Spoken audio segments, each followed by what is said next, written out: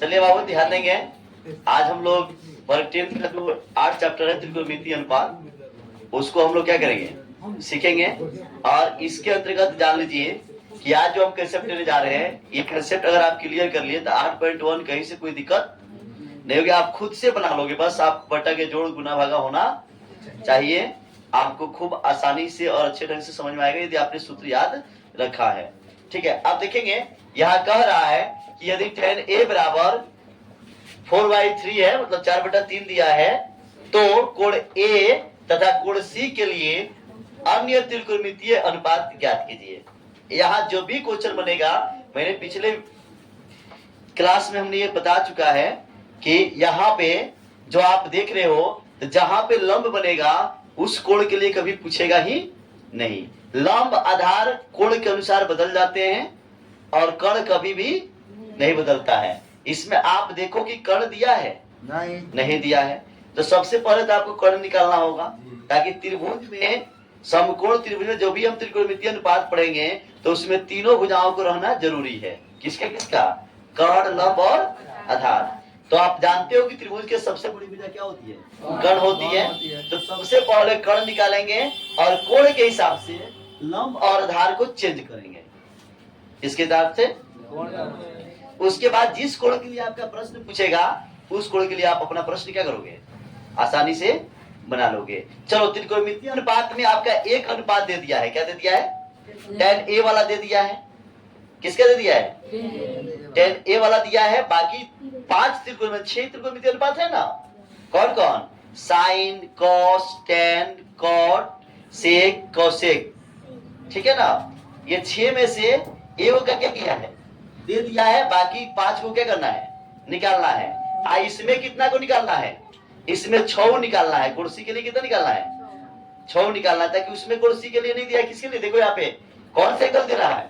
मैंने बताया था tan A हो, cot A हो, चाहे cot थीटा हो, tan थीटा हो। थीटा रहेगा तो इसका मतलब है कोण का मान क्या है? थीटा है। इसमें A है तो इसका मतलब क्या है? कोण A पर चर्चा की गई है। तो आप क्या करो, पहले तो तुम क्या निकाल लो? H निकाल लो। H तो कभी बदलेगा ही नहीं, बदलेगा नहीं। तो H निकालने का फॉर्मूला क्या होता है बाबू? √b² प्लस क्या होता है? b²। ठीक है, तो अब क्या हो गया कि H इधर देखिए बाबू, इधर ध्यान दीजिए। P का मान कितना हो गया? 3। कितना है?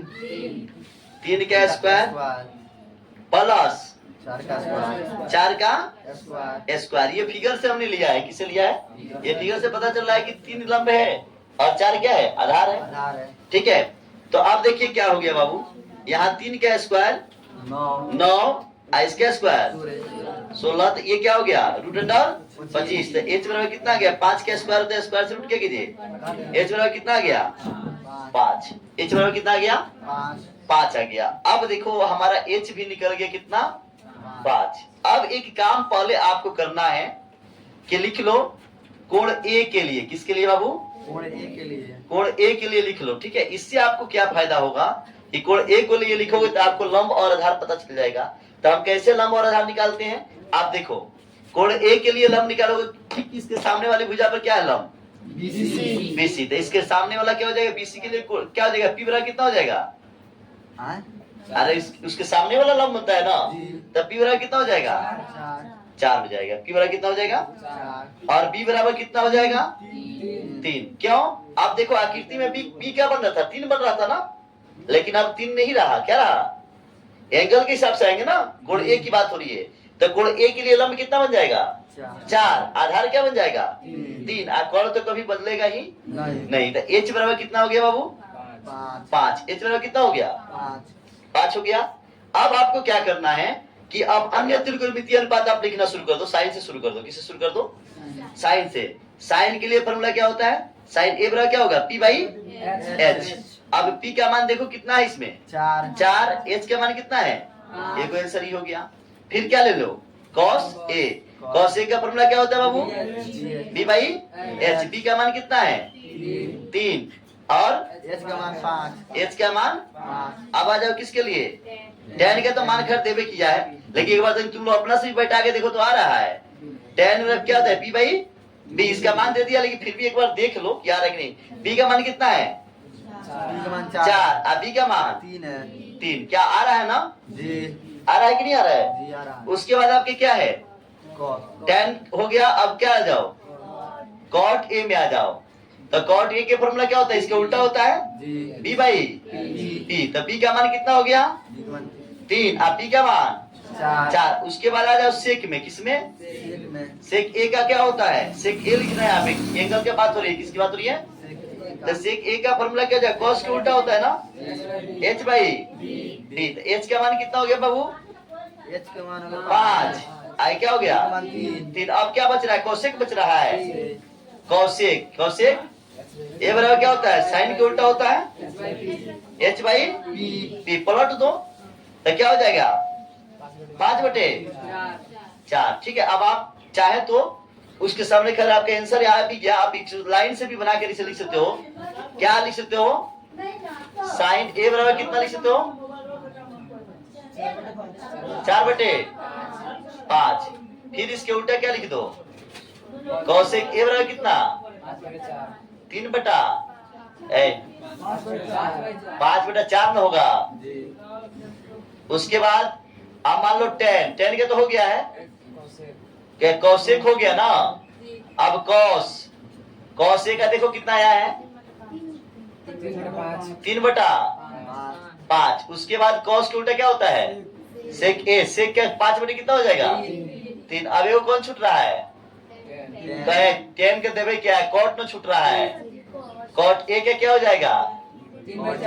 3/4। ठीक है। तो ये कोण किसके लिए हो गया? ए के लिए हो गया।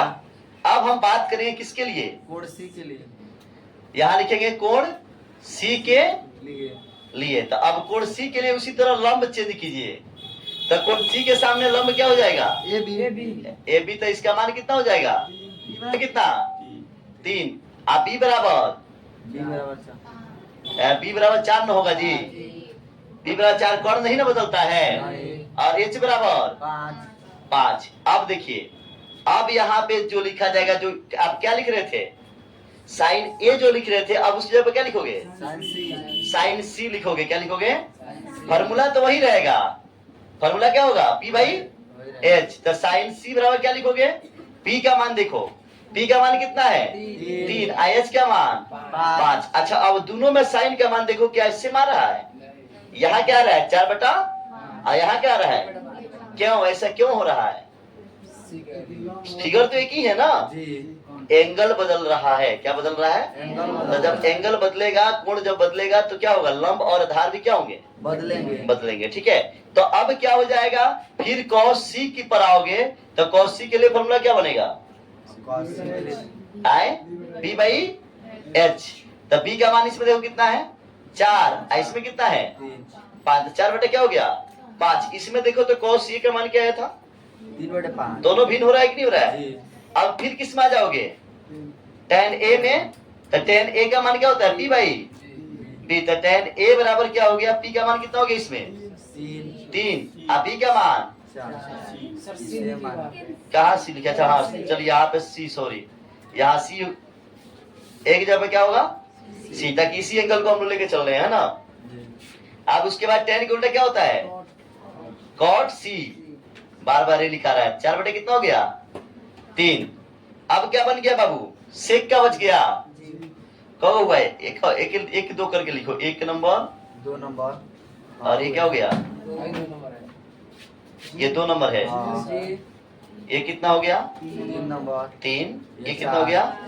4। ये कितना हो गया? 5। अन्य त्रिकोण में तेरे पास सेक सी लिखाएगा ना बाबू। तो सेक सी का से किसके उल्टा होता है? एच बाई क्या हो जाएगा? बी होगा ना। तो एच का मान कितना हो गया बाबू? 5। और बी का मान 4। एक ये आंसर हो गया। और छठा नंबर में क्या ले लो? कौशिक। कौशिक किसके उल्टा होता है? कौशिक सी बराबर क्या लिखेगा? H by P. तो एच का मान कितना है? 5। और पी का मान 3। ठीक है। समझ में आया कि नहीं आया? तो अब आपसे 8.1 में मैं हिंट्स दे रहा हूँ। आप किताब दीजिए, बता देते हैं कौन करना आराम से बन जाएगा आपको। बस